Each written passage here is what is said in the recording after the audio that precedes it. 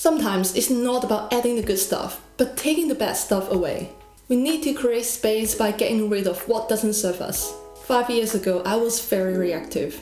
During social unrest, I spent all my waking hours refreshing every news site, Telegram channel, and friends' conversation, trying to seek control of the situation. I was highly anxious, perhaps a little bit traumatized with everything going on. News is a trap. I vividly remember when I was young, my mom used to tell me that we must keep up with the news to understand what's going on.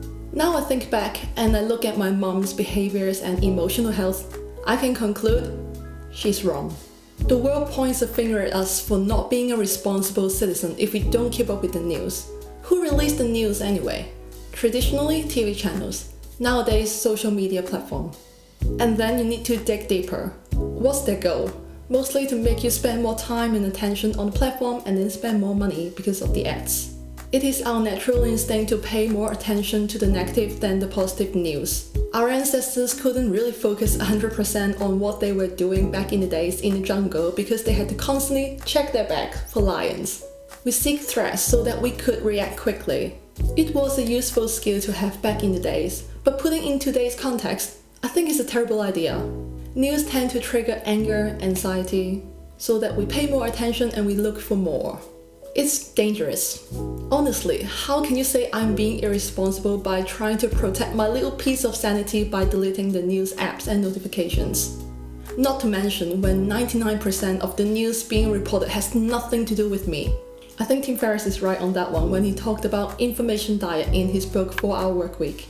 Manson actually talked about the same thing. We don't have a lot of to give. So choose carefully. Basically, if the news really concerns you, someone around you will tell you anyway. Your family, your colleagues will talk about it. You don't need the dings on your phone for that. I know, you might say, oh, what about the wars going on? Yeah, you can study, you can form your opinion, but really, what are you going to do about a certain country?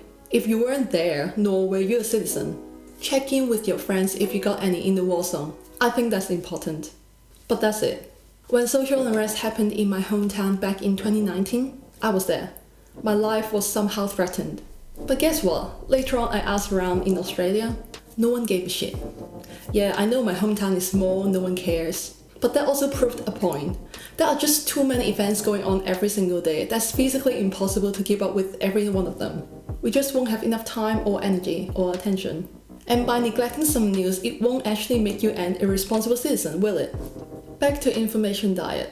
I learned about the phrase before, but I didn't really take it seriously until I left my hometown in 2020. Perfect scenario to practice what I learned as the pandemic began. I was still very anxious at the beginning. I kept refreshing the news site and the affected area and whether I could go out or not.